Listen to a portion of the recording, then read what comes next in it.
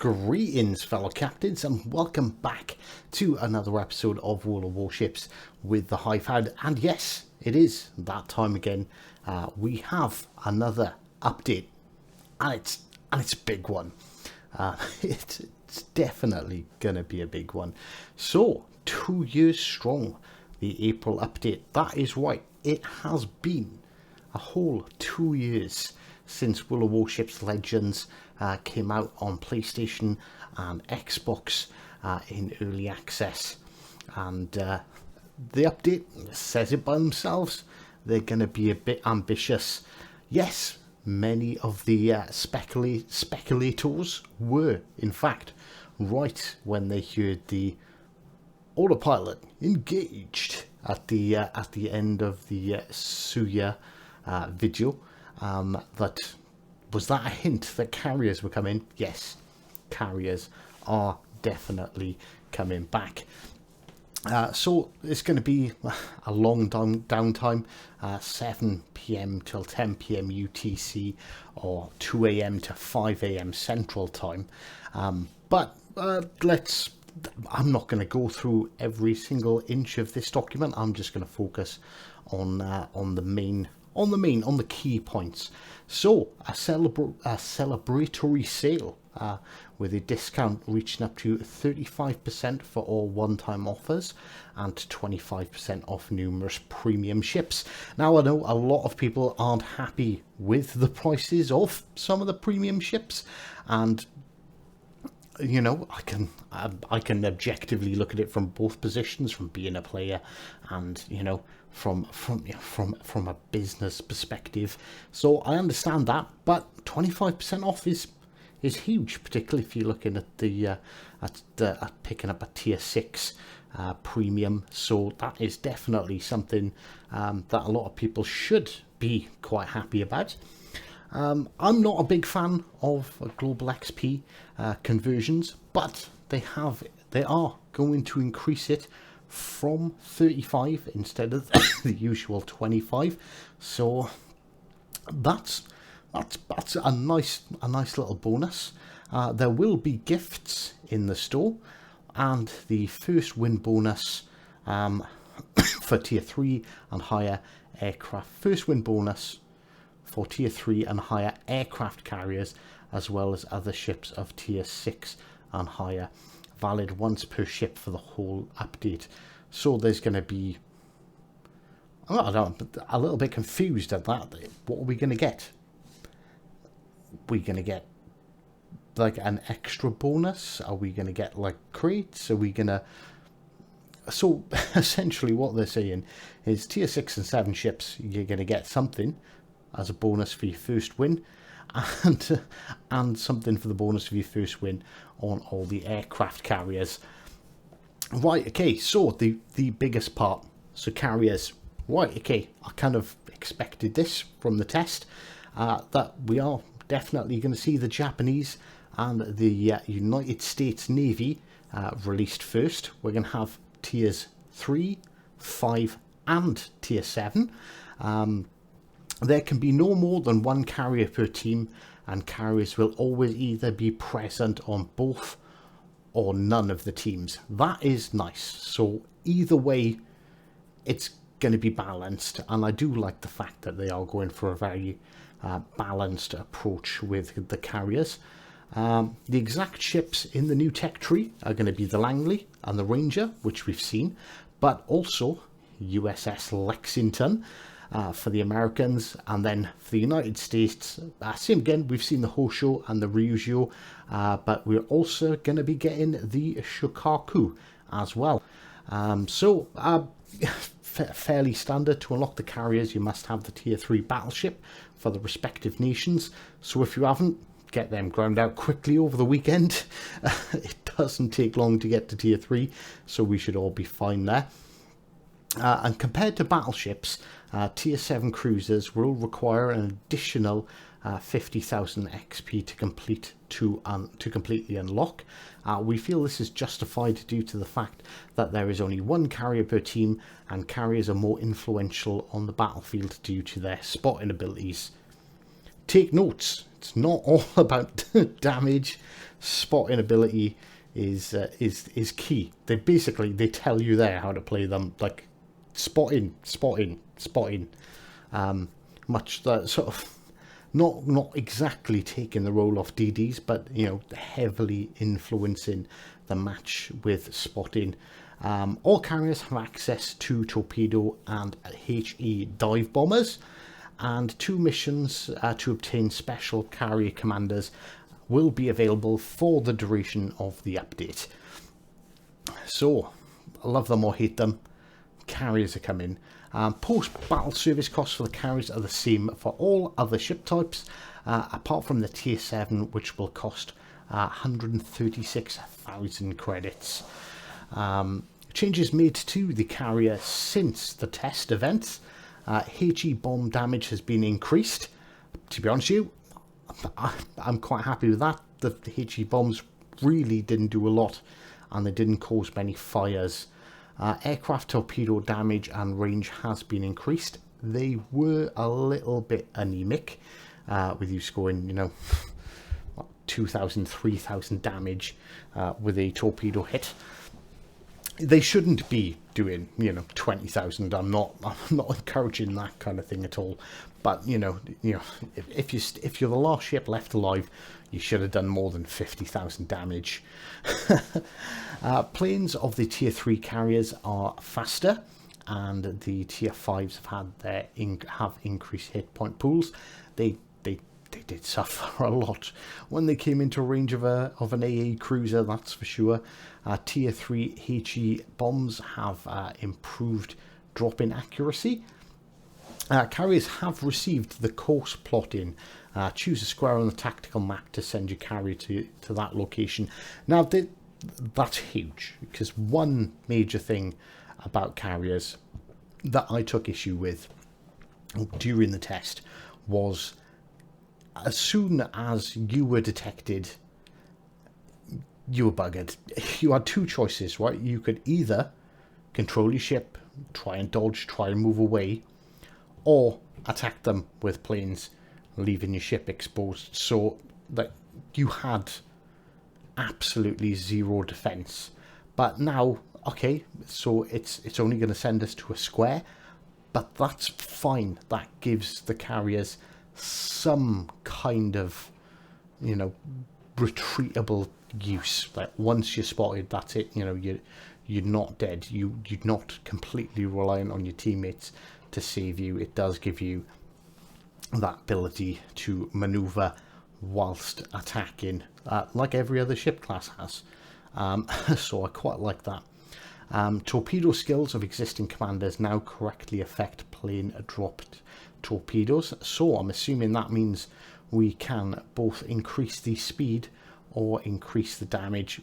But okay, increasing the speed might be useful. Increasing the damage, you've got to remember this is a percentage, so if you've got plus 5% to a 16,000 or 18,000 damage torpedo, it's huge.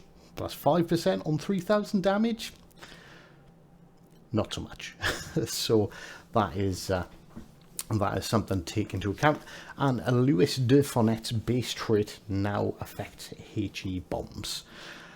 So the carriers come in. The carriers are having a bit of a buff in general, but it doesn't sound like it's anything major, which is good. I did say that I felt they needed a little bit of a buff during the airstrike testing, and they seem to have been quite sensible with it. They give them the ability to autopilot, slight increase in speed, increase the survivability a little of the Tier 5 carrier planes, and give them the ability to have a couple of minor buffs through commander usage.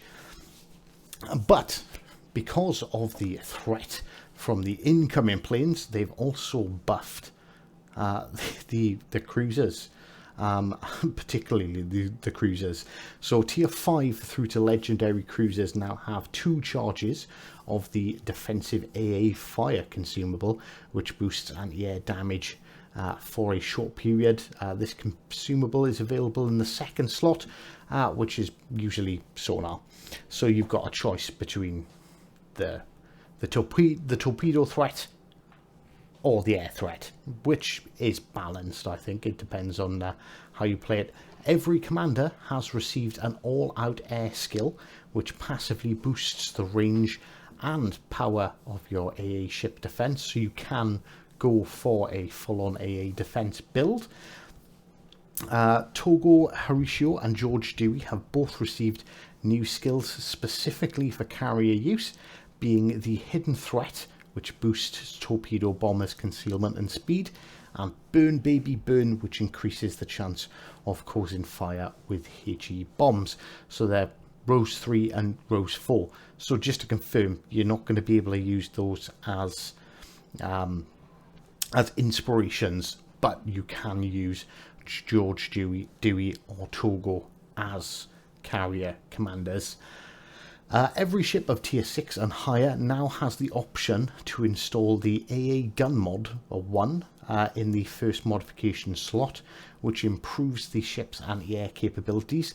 That's nice. I like where they put it as well, because let's be honest, the aiming mod systems 1 isn't really a massive advantage, but there's nothing else really that's applicable to cruisers in slot 1.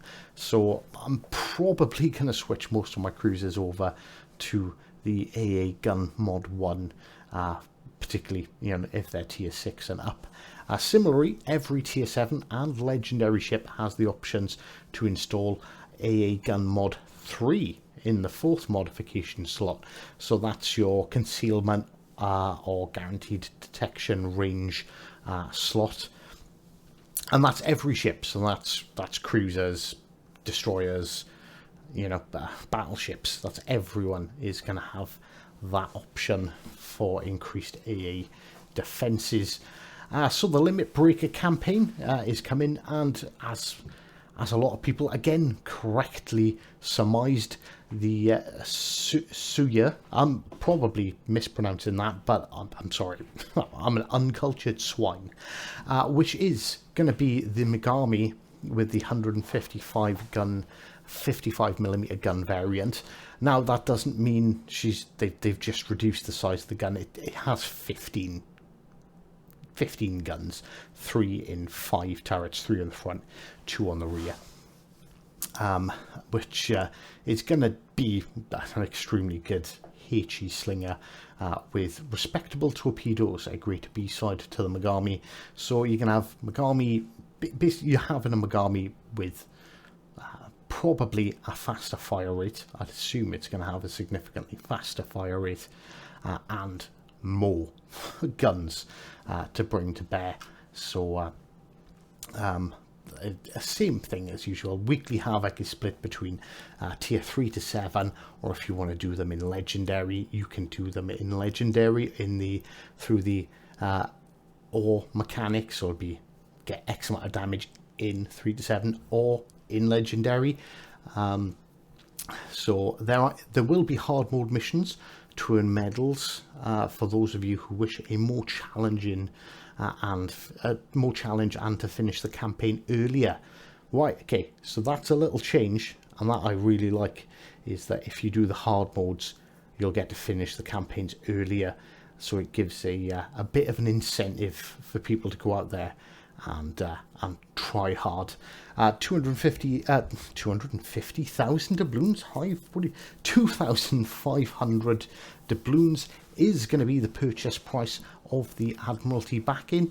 As usual, I'm not going to go through all of these. Let's be honest, it's the same thing: a bunch of boosters, a bunch of camos, promotion orders, a couple of insignias and commendations, a few crates, a patch and a symbol, but obviously the big one is the tier 7 cruiser at the end.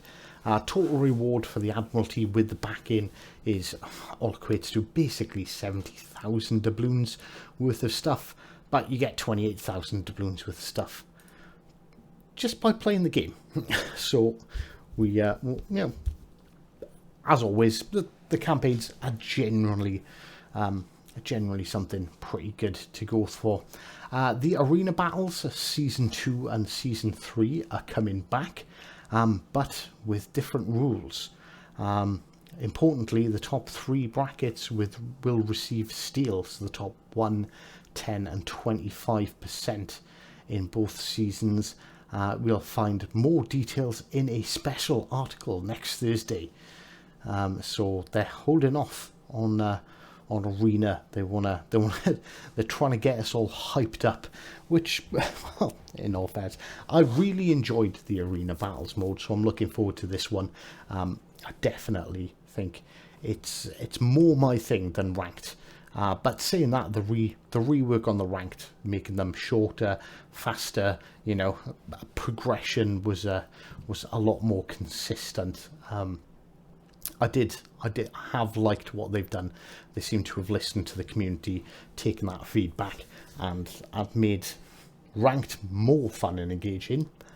And arena, personally, like, you can tell me that I'm wrong in the comments below, and it's absolutely fine. Everyone is entitled to their own opinions, but I did enjoy the arena battles quite a bit. It particularly suited my sort of aggressive play style. I like pushing, I like making crazy plays, and arena really was the place to do that, and you got rewarded for it when you pulled them off.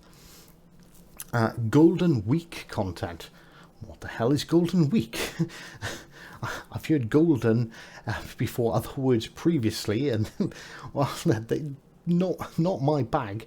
But this sounds good, because Golden Week is actually a series of holidays celebrated in Japan, and it starts with the Emperor's birthday and ends with Children's Day. It's usually a time where people travel and take a break from their work schedules to commemorate the events. So they're going to be introducing several new items. Among these are themed skins for the Kongo, Asashio and Yamato, available from the Golden Week chests. Other content will be revealed as usual on the World of Warships WoW's legends.com/containers before or on the 19th of April. So we'll have to wait and find out a little bit more on them. The Asashio is going to be back in the store. It will be available for 12,500 doubloons during the sale event. More items are going to be available, including a golden flag for 1,000 doubloons. Please note, it's a simple flag, and we're just seeing if purely cosmetic items such as these are in demand themselves. In all fairness, I know what people are going to say about Wargaming trying to dip their hands in our pockets again, but let's be honest, it's the way it is. Like, look at Call of Duty, look at Fortnite, look at any popular game. Skins are popular. They are. Fortnite and Call of Duty, you can pay hundreds of pounds just for a skin. At least Wargaming give us a ship. so let's give them some credit there. And I think it's completely justifiable. And 1,000 doubloons is hardly going to break the bank for a fun, simple flag. At least they're not going, oh, here's a skin for 5,000 doubloons. But we'll see. We'll see what path that leads us down. Golden Week sales begin on the 26th of April and will take us up until the 9th of May. Now, some balance changes. Definitely liking the sound of these balance changes. So the German battleships 105mm secondary guns can now penetrate 20mm of armour, which they weren't able to do before. So that means Bismarck and Tirpitz become more of a threat to destroyers that wander too close. Specifically, if you're running a secondary build or you've got the advanced secondary buff on there. They've taken a second off the Ash Attacker's main gun reload. Yeah, I don't know what to say about that. I don't know how much of an impact that is going to have on the ship. But, they've buffed it ever so slightly. This one I'm quite interested in. This one is, I remember the Warhammer ships, the Ragnarok and the Ignis. Basically, I thought they were genuinely awful. I've not had fun playing them. I don't think I've had many battles in either of them, because looking at them, like, understandably, they're not particularly good ships. But they've now massively improved the Citadel belt armor to 126 mil, so that's an extra 50mm plating, almost like a 70% increase in plating thickness. So they're far less likely to take, or far less vulnerable to Citadel damage, and the repair party now restores 32% more hit points over the same duration.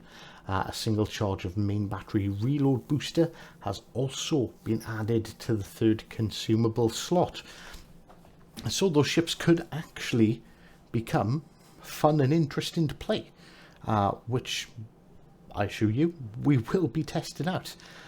We've teased before, they said that some battleships are going to receive the concealment mod. We've first seen this on the Conqueror, I believe. And they're starting off somewhat conservatively, so not every ship is getting it straight away. But as you can see, they're saying we're starting off somewhat conservatively with putting it out. That means it's quite likely that more battleships will receive them in the future. They're basically giving it to a bunch of ships and seeing how it goes. Like, is it valuable? Is it something that people are taking advantage of? Is it massively going to change the meta? Because if it is, they're gonna, they're either going to take it away or they're going to give it to everyone. So ships that will be able to fit the concealment mod, that'll be the third or fourth slot. So these are only going to be tier 6 and 7s or legendaries that are ever going to be able to fit the concealment. If it's where I think it is, the same place on the cruisers. So Ashitaka, Nagato, Amagi and Yamato, along with the Key, is going to get it. And then the Vanguard, the Ragnarok and the Ignis Purgatio as well. Division mates in tier 6 and 7 battles spawn closer to each other in the standard and versus AI modes. That I hope we do see. There is nothing worse than teaming up with a couple of people and they put one in the middle, one on the left and one on the right. So it is nice that when they say spawn closer, like, I don't necessarily that means you're all going to spawn left, you're all going to spawn mid, or you're all going to spawn right, but you might be, mid and left, or left, right and mid. But we'll have to see how that goes. So the red, white and blue legendary birthday projects are scheduled to depreciate and will be removed if you haven't already started them. So if you haven't started them, get on it. Like, don't worry about your legendary ships. Get the red, white and blue and the legendary birthday projects cooking. If you're reading this before April the 10th, 12th, please start the project if you would like for them to stay on your account. You don't even have to continue researching them, simply starting them. So literally just click on them, start them 10 seconds later, put your gear in or your Marto back on as the Bureau projects, but that'll keep them there for you. 2 new maps, the Solomon Isles for tiers 3 and tiers 4, and Hotspot Battles. Hotspot's new map for tiers 6, 7 and legendary. So that's nice. I've been saying quite frequently we need a bit more map variation. Obviously the carrier filter has been added to the port and the tactical map menu. Carrier specific tools have been added to the control presets. Anti-air stats will be added to the ship's loadout. So when you're going into your ship stats, you will see anti-air there. Maximum air defensive gun range will be shown in the info panel among the other ranges on the options button. So this is where you see your concealment, your fire range, your torpedo range. When you hit the options button mid battle, it'll also let you know where your air defense is coming in. And 2 new commanders coming. Tamio Yamagachi and Ernest King are now available from their nation's commander containers. as well as from the international ones. So one quick note. So right, okay, you don't need to rush out and buy a load of these commanders, or if you've got the XP, you don't necessarily need to go and spend 900,000 commander XP on the carrier commanders, because you usually get 1 or 2 commander crates each week anyway, from progressing through daily challenges, the weekly challenges, or the campaign itself. So the next commander crate you open that isn't set to a specific nation will have one of the two. If you get a Japanese commander crate, you're going to get Tamon. If you get an American one, you're going to get Ernest. So that's something to consider, something to take into account before you rush off spending all that hard-earned commanders XP. A couple of bug fixes. Improved stability for the Xbox client. I have heard a lot of people saying about disconnections, so that'll be nice. Hopefully you guys over there will get slightly less troubles. A few errors in the descriptions for controller presets were corrected. Charlemagne's aircraft are now correctly skinned as bats. Wait, what? What? When using the scarab skin? Right, okay, fair enough. Focus frames sometimes disappear from commanders when allocating the 15th or 16th commander to the ship. Wait, what? Who switches commanders that many times? Okay, commanders were sometimes not assigning correctly if a commander was on the far left of the list. Freezing occurred on PlayStation 5 when resuming the game after having the console in a suspended state. Rare case of the store displaying there is no content message for PlayStation users. Enemy ship HP bars sometimes doubled up in the battle interface. Global XP rounded up incorrectly when switching between currency panels from the main port. And finished bureau projects were sometimes displayed as active when all rewards had been received. Rare cases of controller presets not changing or as occurred has also been done. Right, okay, so for you wallet warriors out there, don't worry, I've got my badge. I'm one of you. I've also got a free-to-play account, so for those of you who hate premium ships, I'm one of you too. New premium ships that are going to be coming into the store. The Tier 4 Soviet battleship. Yeah, gonna need a bit of help with this. October Revolution. Let's go with that. That's the only thing that fits. And we're also getting a Tier 5 Italian destroyer in the Leone. I don't know. Again, apologies. I'm an uncultured swine. But that leads me to believe that we are quite possibly going to see an Italian destroyer line at some point in the future. I say that, we should have seen a Polish destroyer line when the Błaszkowicz was introduced almost 2 years ago, I believe now, but we're still waiting on that. But then again, they have changed it to pan-European, so you never know. And, well, that's my thoughts and opinions on the patch notes. So I do hope that you enjoyed today's video. If you did, don't forget to give us the old thumbs up.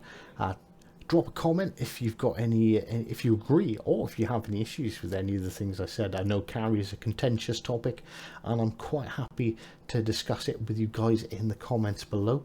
And subscribe, obviously, if you haven't already. And, well, as always, until next time, take care.